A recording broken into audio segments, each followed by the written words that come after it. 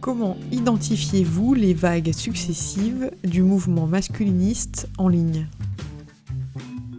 Moi, je vois 3 vagues principales qui se recoupent les unes les autres. Il y a des acteurs de la vague 2, par exemple, qu'on retrouve dans la vague 3. Bon, la première vague, c'est celle qui s'est construite autour d'Alain Soral, qui était vraiment une figure centrale qui arrive dans les espaces numériques à la fin des années 2000 jusqu'on pourrait dire la moitié des années 2010.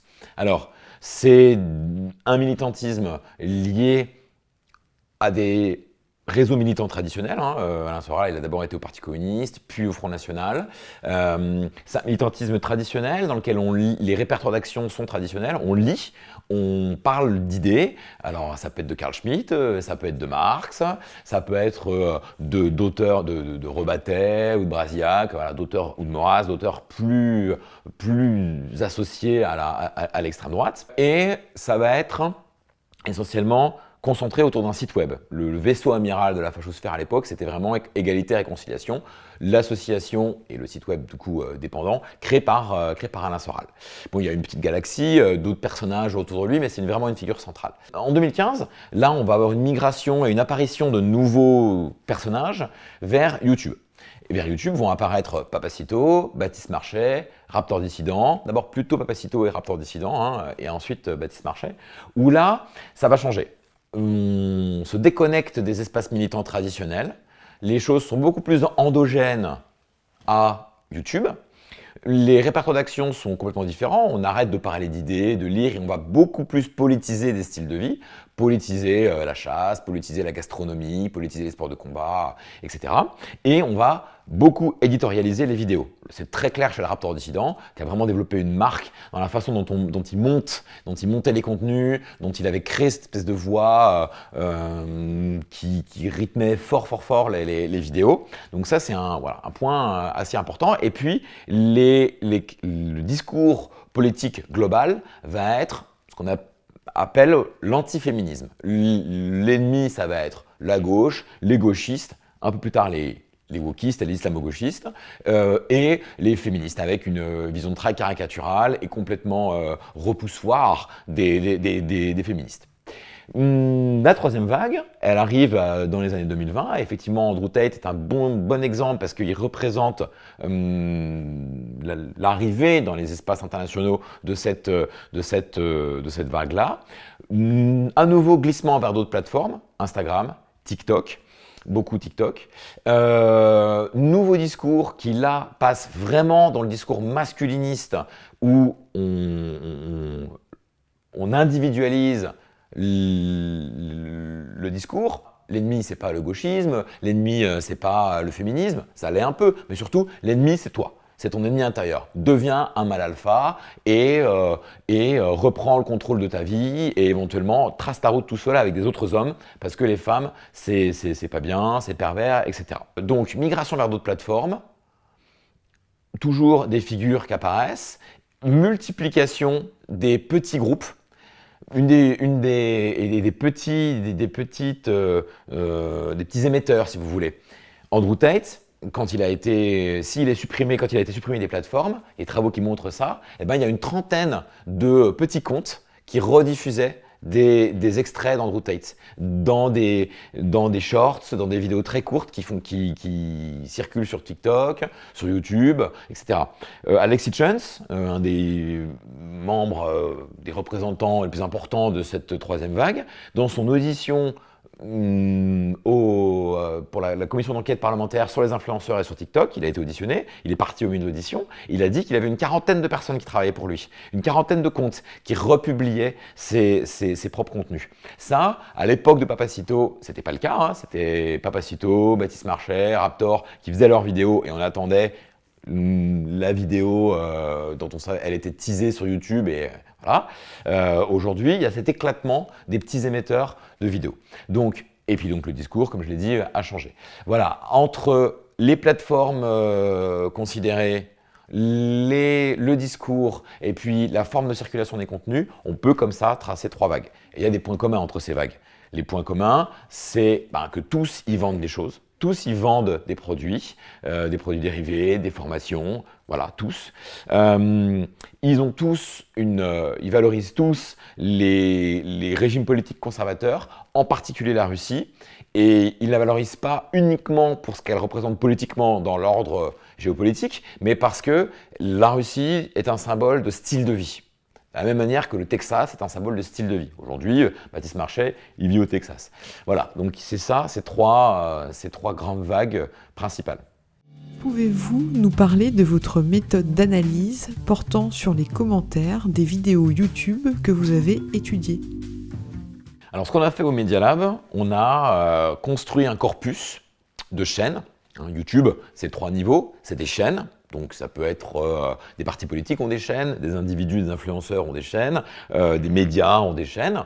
Ces chaînes produisent des vidéos, 2e niveau, et ces vidéos peuvent être commentées par tout un chacun. Et donc nous, ce qu'on a constitué, c'est un corpus d'à peu près 1000 chaînes qui parlent de tout, enfin de politique.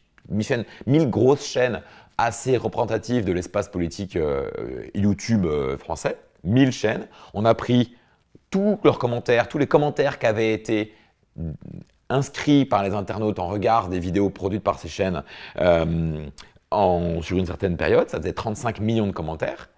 Et ensuite, dans cette espèce de tohu-bohu, là, dans cette espèce de gros pack de contenu, on s'est dit comment est-ce qu'on peut cartographier ça? Comment est-ce qu'on peut mettre de l'ordre dans ces 1000 chaînes? Et l'idée qu'on a eue, qui est une idée dans ces méthodes-là, elle est assez commune, ça a consisté à dire qu'on va construire un réseau. Donc un réseau, c'est des points reliés par des traits. Les points, ça va être des chaînes. Et comment est-ce que 2 chaînes vont être reliées dans le réseau?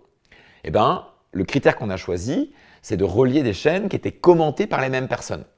Et les logiques de consommation des contenus sur le web sont telles que, souvent, des vidéos qui parlent des mêmes choses, elles sont commentées et consommées par les mêmes personnes. Donc, les vidéos qui parlent de chasse en France, en Dordogne, en Corse par exemple, sont souvent regardées par les mêmes personnes. Et ces personnes-là vont aussi regarder un peu des vidéos qui parlent de pêche, par exemple. Et c'est pareil quand on traite des vidéos politiques. Quand on lit les chaînes dans le réseau sur le critère qu'elles ont été commentées par les mêmes personnes, on se retrouve avec les chaînes de gauche qui apparaissent dans un coin du réseau, les chaînes d'extrême droite, certaines chaînes d'extrême droite qui apparaissent dans un coin du réseau. Et donc, on a mis en évidence qu'il y avait un ensemble de chaînes, 52, qui étaient assez homogènes, qui partageaient un public commun, qui étaient les chaînes. Après, on regarde de quoi parlent ces chaînes, et c'était des chaînes masculinistes. Ce que permet cette méthode, c'est de montrer l'imbrication entre les différents espaces d'extrême droite et surtout de montrer quelque chose que la littérature sur l'extrême droite, notamment sur l'extrême droite en ligne, elle connaît très bien aujourd'hui, c'est le côté flou, le côté arborescent. On dit fuzzy en anglais. Le côté, c'est cette espèce de collectif fuzzy, F-U-Z-Y. Et un des résultats qui montre ça, c'est le fait que Zemmour se retrouve parmi les masculinistes. Qu'est-ce que ça veut dire? Ça veut dire que Zemmour est beaucoup commenté. Les vidéos qu'il produit sur YouTube sont beaucoup commentées par des gens qui vont voir Papacito, Baptiste Marchais, Alain Soral, Alexis Jones, etc. Donc ça montre la popularité qu'il a eue dans un certain segment à une époque, mais ça montre surtout que l'extrême droite, elle est faite de plein de petits liens comme ça, elle est arborescente en fait. Comment expliquer le succès de ces contenus masculinistes sur les réseaux sociaux?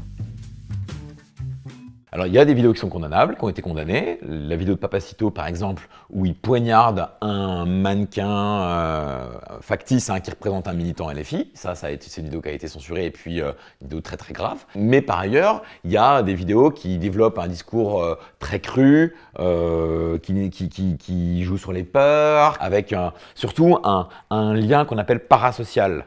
Le lien parasocial, c'est le lien qu'on peut avoir, c'est des choses qui sont bien connues dans les études en communication. Un lien parasocial, c'est le lien qu'on a par exemple avec un héros de roman, ou une héroïne de roman, ou de série. Et ben, c'est ces formes de liens qui se développent avec les influenceurs. Et qui font qu'on reste sur ces vidéos-là. Et en fait, les algorithmes, ils reconnaissent surtout les vidéos sur lesquelles les gens restent un certain temps, où les gens reviennent.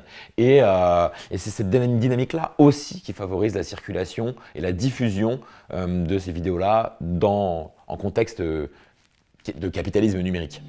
Quelle piste de recherche vous semble importante pour étudier le masculinisme aujourd'hui ?